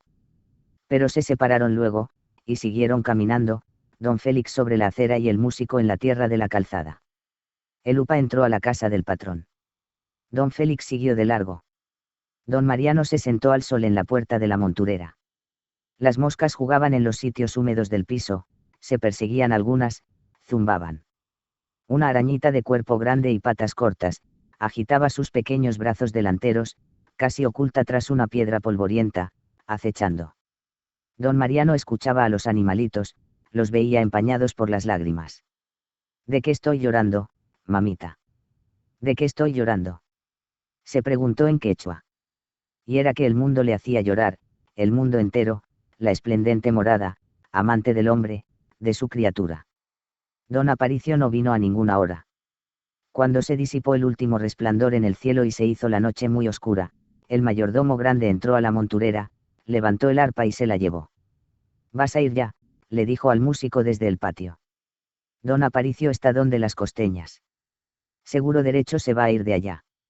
El arpista salió al zaguán, vio cómo Félix cargaba el instrumento, sobre el pecho, ocultándolo por atrás con su cuerpo. Muy pronto desapareció en la oscuridad. Las estrellas brillaban tan lejos. Había viento. Grupos de nubes se trasladaban de un extremo a otro del espacio e iban cubriendo y prendiendo a las estrellas.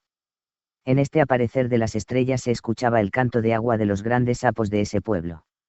Se alocaban, quizá porque las nubes corrían y bajaban, a veces hasta el suelo, y entonces croaban musicalmente, acariciando, como la voz más baja, más empapada de hondura, de la tierra nocturna. Don Mariano oía el canto de los sapos y se olvidaba. Estuvo mucho tiempo sentado en la puerta pequeña del zaguán. Luego sacudió la cabeza, cerró la puerta y se echó a andar con dirección a Alcamare. Cuando se detuvo frente a la tienda, Irma salió. Don Félix estaba allí, apoyado contra la pared, agarrándose la barba.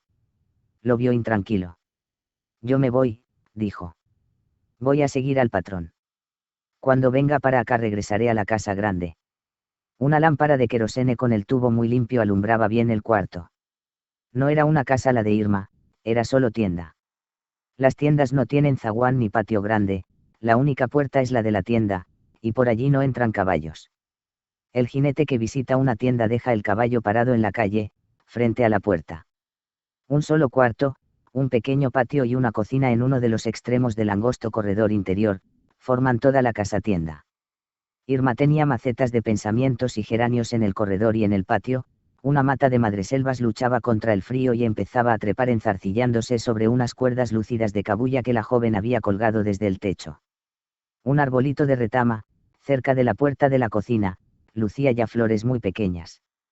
Le recordaba los bosques que orillan a los ríos luminosos de Apurímac. La división de Tocuyo separaba el dormitorio de la sala.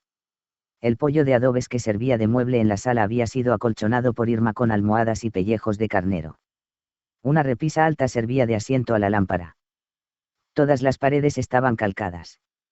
Irma llevó del brazo al músico hasta el dormitorio, ahí estaba el arpa. Ya va a venir, seguro. Ya es tarde. Don Mariano revisó el templado del arpa. Estaba sereno. Irma oyó las notas y entró al dormitorio. Padrecito mío, toca despacito. Toca algo, le dijo. Don Mariano tocó la melodía del huayno que tanto pedía su señor, porque vistes de luto, gusano del río, porque tan lento te arrastras. Oyeron pasos. Ahora mejor, dijo ella. Y salió a abrir la puerta. Era don Aparicio, vestido de fiesta, de sobre todo negro y no de poncho, de corbata y con una bufanda angosta, y no con su ancha bufanda de vicuña de flecos bordados. Sin botas, con traje de ceremonia, los zapatos de charol, brillaban. «Oco bambina, he venido a oírte cantar, solamente», le dijo. Ya bajo la luz de la lámpara, perdió un poco de su fe. «Qué buena moza estás, Dios del cielo. ¿Por qué te has puesto ese geranio en la trenza? ¿Qué tienes, Oco bambina?» «La esperanza». Tu cariño. Hasta cuando tus brazos serán duros, como de virgen. Y tus ojos también, oh Cobambina. Tú no te pierdes. ¿Por qué hoy te has puesto esa flor en la trenza? Me recuerdas las palomas de las quebradas. Cada ojo tuyo, en tu cara trigueña, es como una torcacita cantando, pero cantando en tiempo de lluvia fuerte. El mundo le parte a uno, a veces, por el mismo centro del pecho. A ver, canta. Se sentaron juntos. La joven sintió miedo de empezar. Ya lo he aprendido. Le dijo don Aparicio. Águila del río, te estoy esperando, espuma del río, águila del monte. Con el siguiente verso debía repetirse la melodía, y ella levantó la voz. Don Mariano oyó ese verso, cerró los ojos, apoyó la frente sobre el arco, la luz del día inundaba su recuerdo, contempló las huertas y el río amado. Niñacha lay, repitió para sí mismo. Y empezó a tocar, siguiendo el canto de los jóvenes. Don Aparicio tardó un poco en tomar conciencia de esa otra música que parecía que ellos mismos la emitían al cantar, quizá con el oído, quizá con los ojos. Se levantó y dio un paso. Percibió la voz del arpa. Entró al dormitorio y encontró al músico tocando aún, con el rostro agachado, auscultando. Salió. Irma lo contempló, sonriente, amorosa, más dueña de su casa que nunca.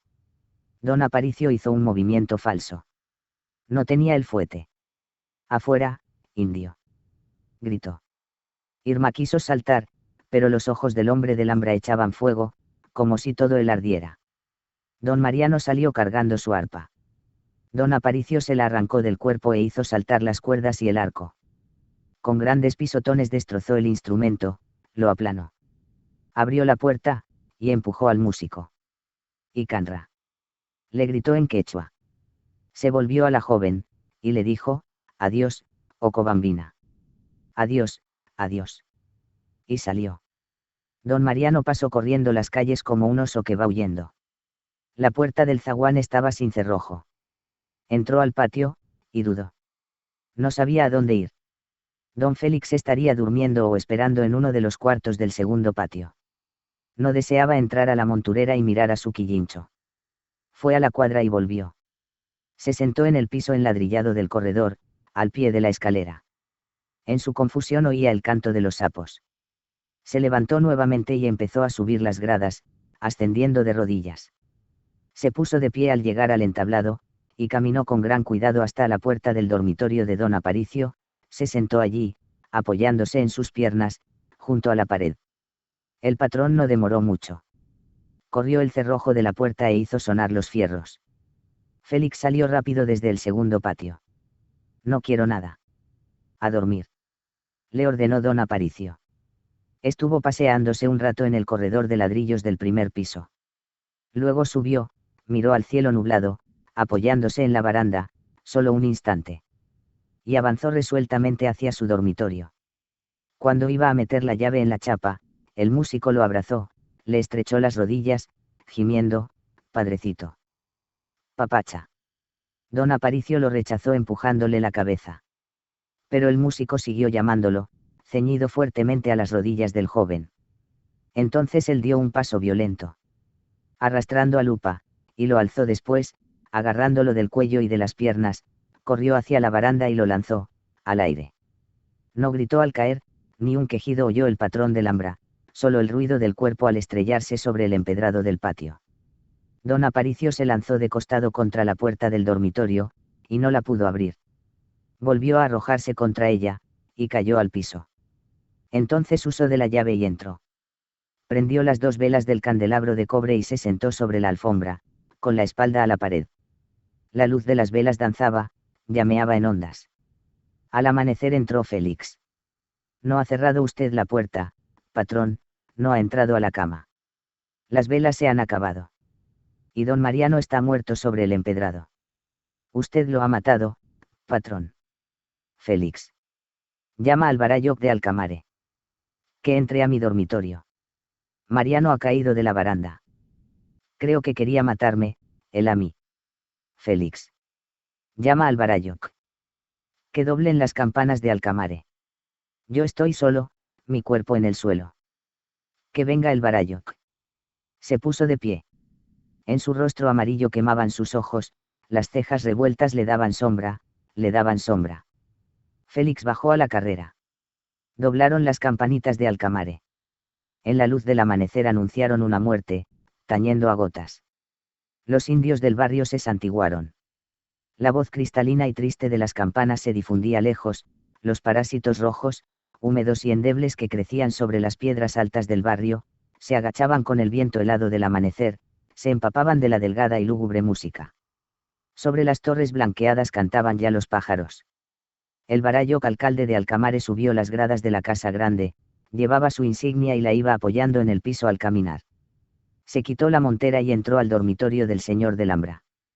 Cortinajes blanquísimos pendían de la alta cúpula de la cuja de bronce. Don Aparicio estaba sentado en una silla de madera oscura, tapizada de tela roja. Alcalde, le habló en quechua don Aparicio, mi guardián don Mariano ha muerto. A tu ayú lo entrego para el entierro. Entierro grande. Aquí va a ser el tutay. A tu casa convidarás en el Pichcay. Te doy 2000 soles para los gastos. En el patio de adentro hagan la velación, todo. Yo no voy a salir. Don Mariano por tu barrio llegó, allí que quede. Allí está el panteón. Que venga todo el ayú, que se reúna. Su hijo es. Tocará arpa desde el cielo para la fiesta de Alcamare. Tocará arpa, siempre, en la eternidad, en mi pecho también. El Barayoc lo escuchó de pie e inmóvil. Don Aparicio le alcanzó un fajo de billetes amarillos. Papay, contestó el alcalde. A tu criatura vamos a despedir como a comunero grande que ha pasado sus cargos. Lindo tocará en el cielo para el Señor Dios, después que ha sufrido. Dicen le ha pateado el potro negro. En la noche ha muerto. Que venga la gente.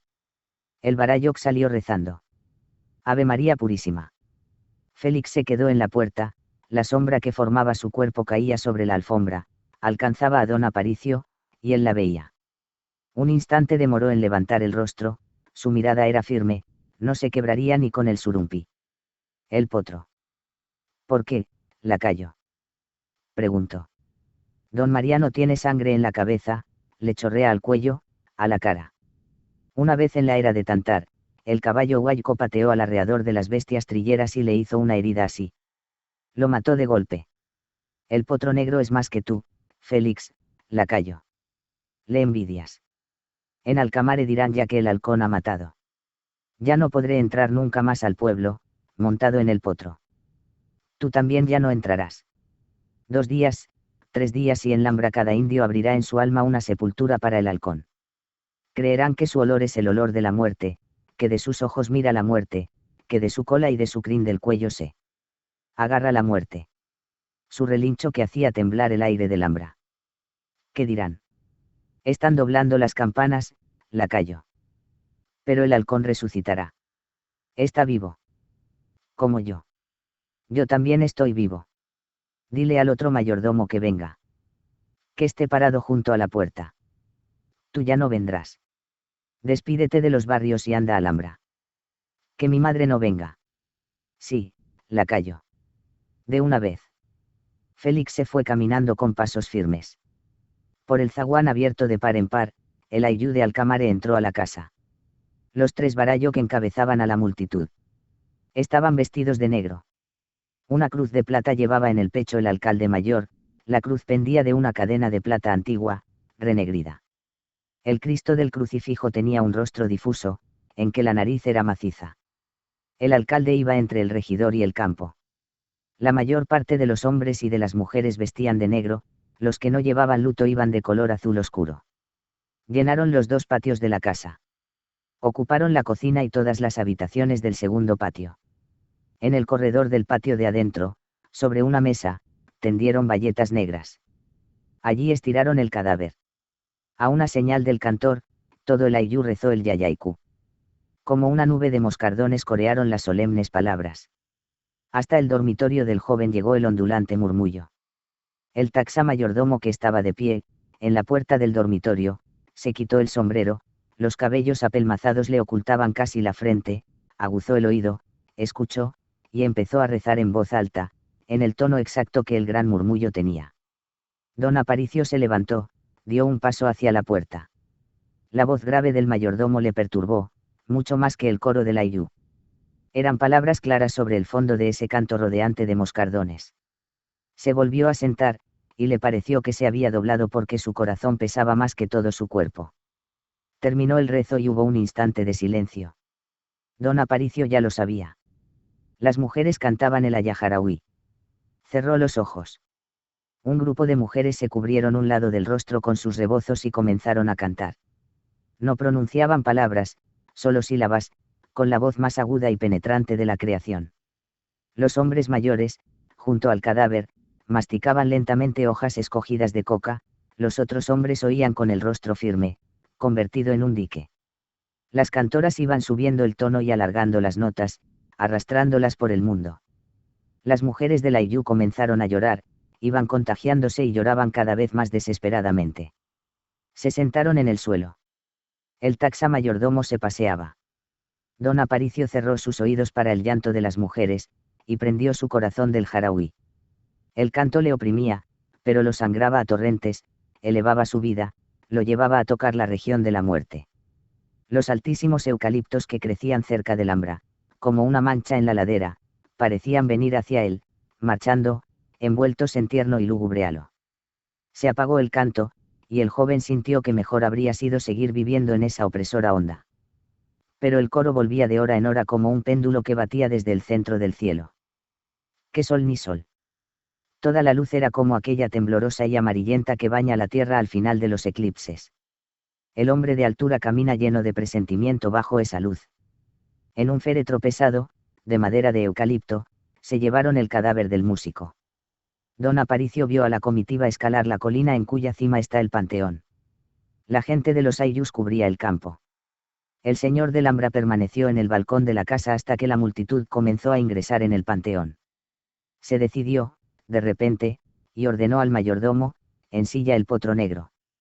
Estuvo paseándose en el corredor alto, con sus zapatos de charol, su traje negro, una corbata azul brillante, y ensombrerado.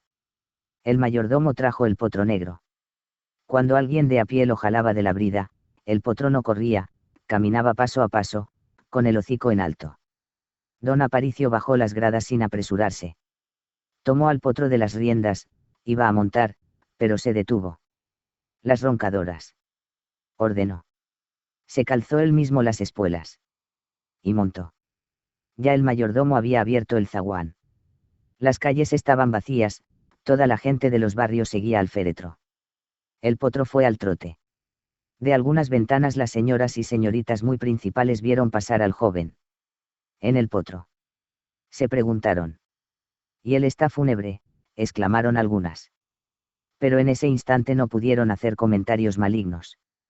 Unos cuantos comuneros muy borrachos caminaban tanteando en la cima pelada que servía de atrio al cementerio. Don Mariano, papacito, Ángel, oyó decir don Aparicio, mientras desmontaba. Los rayos horizontales del sol que iba ya a caer detrás de los montes, iluminaron la gran puerta azul del panteón. Sobre la piedra central del arco una calavera esculpida y blanqueada de cal se destacaba, con el rostro hacia el pueblo. En el extenso campo del cementerio hablaban en voz baja los indios de todos los barrios. Cuando vieron a don Aparicio abrieron calle para que avanzara. Un pasto alto, y verde aún, crecía en el suelo. Llegó al borde la sepultura, el cadáver había sido ya bajado al fondo. Estaba vestido con un hábito de color café. Los pies desnudos y amarillos se veían. Un capucho le cubría la cabeza, sobre el rostro habían extendido algodones. De las manos enlazadas pendía una figurita de llama, hecha de trozos de madera y forrada con un tejido de alpaca. La llama lo acompañaría en silente viaje, hasta llegar a la gran torre que según los indios de Alcamare construyeron los muertos, sin concluirla jamás, sobre la lejana cima del Coropuna. Cerrando los ojos, don Aparicio le habló al cadáver: mi alma también, padrecito Mariano, como perro blanco te va a acompañar, por todos los silencios que tienes que andar. Y aquí en mi cuerpo, mi sangre está como los tiempos de la helada, en mayo, en junio, como la nevada en las altas cumbres, donde las almas condenadas lloran sin consuelo, flameando. Adiós, adiós, adiós, adiós. El alcalde, de pie, con la cara hacia el poniente, presidía el último rito. No le dijo una palabra al señor del Alhambra. Había bebido toda la noche, su tez parecía enlucida, no podía estarse más derecho ni más severo, sus ojos miraban a todos y todo, tenía una especie de embotamiento que parecía necesario. Hizo un ademán con la cabeza, un cantor rezó el yayaiku y la multitud lo cercó. Don Aparicio permaneció frente al alcalde contemplando el cadáver y percibiendo la figura del Barayok indio en cuyo pecho la cruz de plata latía con opaca luz. Terminó la oración y el Barayok miró al joven, como si el jefe de la Iyu se dirigiera a él desde un mundo brumoso y distante. Tú, primero. Le ordenó en quechua. Un indio le alcanzó una pala a don Aparicio. Con la pala en las manos se hizo a un lado y pudo ver a su mayordomo grande. A unos pasos, vestida de negro y el rostro casi oculto por una mantilla, Irma, con los ojos llenos de lágrimas que brillaban. Don Aparicio sacudió la cabeza. Qué sol inmenso se ahogaba en su interior. Estaba en el panteón. Se arrodilló, levantó muy poca tierra con la pala y la echó sobre el cadáver, no en el rostro, a los pies desnudos. Ya está. Oyó la voz autoritaria del Barayok que allí, con su aspecto y sus ojos indeterminables, era el dueño, el señor. Obedeció. El campo le alcanzó la pala al alcalde, él se agachó y dio una gran palada sobre la tierra suelta, la lanzó a la sepultura, se irguió nuevamente y entregó el instrumento al regidor. Desde la puerta del panteón un grupo de mujeres empezó a cantar el ayataki. Don Aparicio inclinó la cabeza ante el alcalde y salió. Montó al potro, y bajó casi al galope la colina. Al entrar a las calles empedradas sofrenó a la bestia y la hizo andar corto, como cuando llegaba del Alhambra. Pasó de largo por la puerta de su casa y desmontó frente a la residencia de Adelaida. Tocó el zaguán varias veces. Salió una de las indias. Llama a la niña. Que venga sola. Ella llegó a la puerta abierta, vestida de amarillo. El sol alcanzaba todavía a rozar su melena corta, la luz dorada la alumbrada por la espalda. ¿Qué le pasa, Aparicio? Debe estar al morir, le dijo la joven y le tomó ambas manos. Más decisión no he tenido nunca, le contestó. Es que voy a salir de viaje, hasta Ocobamba. 3 cordilleras más adentro. He venido a despedirme, de usted solamente. Aquí no más. Se agachó, le besó el borde de la falda, montó al potro y partió al galope. Es un bárbaro. Un serrano bárbaro. Gritó ella. Ay niñita, ay mamita linda, ay tortolito. La joven india del Alhambra se echó a llorar. Había visto la despedida, el semblante helado de don Aparicio. ¿Era acaso la misma muerte que había tomado la figura del señor del Alhambra para visitar la casa? ¿Quién más pues, iba a morir? Él, el joven poderoso que partió al galope o la dulce, la hermosísima niña de cabellos dorados. Mamacita. Ayalay. Criaturita. Y se postró gimiendo. Corrió la madre de Adelaida, y entre ambas la llevaron.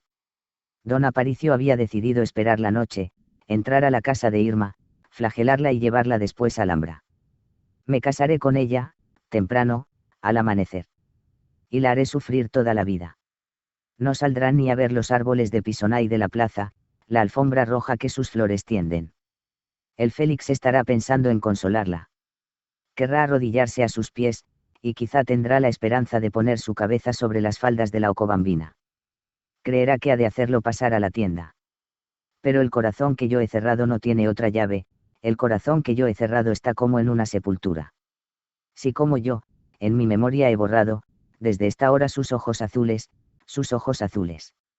Una falda. Corta, amarilla. El sol que prendía en su cabello, que la alumbraba como si fuera hija del trigo. La hemos borrado, halcón. Este será el último pensamiento. Ya estarán ondeando mis trigales en las lomas del Alhambra Alto. Estarán ondeando como una bandera donde el sol se despide. Estarán alumbrando aún. Porque el bosque de eucaliptos ya estará de noche. El potro estaba frente a él, esperando. Don Aparicio hablaba sentado en el poyo. Escuchó unos pasos. Era el taxa mayordomo. Patrón, y el quillincho. Está de hambre, creo. Se pasea en la estaca, dando vueltas, le dijo. No hay carne. No hay, patrón. Espera, hijo. Se puso de pie. Sacó una cuchilla de su bolsillo. Abrió la hoja más grande y la afiló en el pilar. Se acercó al potro. Tú, gran volador, le darás tu carne. Le tomó un trozo del cuello, le agarró duro con la mano izquierda, y de un fuerte tajo, lo cortó. El mayordomo temblaba. El potro dio un salto atrás, y se cuadró enseguida.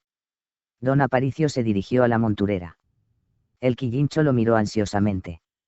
El joven partió un trozo de músculo y le alcanzó un bocado. El Quillincho lo devoró. Y fue cebándolo a trozos. Hasta que no quedó en sus manos sino el cuero, y la sangre que había rezumado hasta mancharle los dedos. Ven acá, ahora. Le dijo al cernícalo. Lo apresó con ambas manos, salió al patio, y puso al ave en su hombro. El Quillincho se prendió cómodamente de la tela del saco. Mejor me voy contigo. Y dejo a las vidas que vayan solas a donde quieran en este pueblo, exclamó con repentina alegría. El potro tenía el pecho cubierto de sangre. Como yo, halcón. Como yo, no más.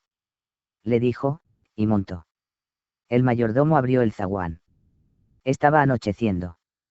El barayoc alcalde, los dos regidores, los hombres de cabildo, los que habían pasado los cargos y algunas mujeres acompañaron a Irma hasta su casa. Félix iba detrás. El alcalde, el regidor y el campo entraron a la tienda. Los comuneros de Alcamare llenaban la calle. Cuando Irma se levantó la mantilla, el barayoc la miró, los ojos del indio, no turbios sino detenidos, como por un hondo sueño, empezaron a clarear, apoyado en el pomo ancho y plateado de su vara, se irguió más aún, y le dijo en quechua, pronunciando las palabras claramente, niña. Hemos sabido que tú sola eres su familia del finado. Has llorado con nosotros, con tu ayú, has velado también, sentada en el suelo. Don Mariano es hijo de Alcamare ya, cruz de Alcamare hemos clavado sobre su tumba. Vamos a levantar casa para ti en el barrio, con su corral, con su arbolito de molle, su patio también le haremos. Alcamare es grande. En 2 meses, todo será terminado. Harás costura, monillos, chalecos, para tu ayú. Estarás llorando un tiempo. Ordenó que entraran las mujeres. Y él y los regidores se retiraron. Creyó ella que lloraría a torrentes, llamando a su madre, por primera vez, llamando a sus hermanos menores. Pero sus lágrimas caían de su rostro al pecho, y sentía la tibia corriente en silencio. Las mujeres de Alcamare la contemplaban y no sabían aún cómo acercarse a la joven.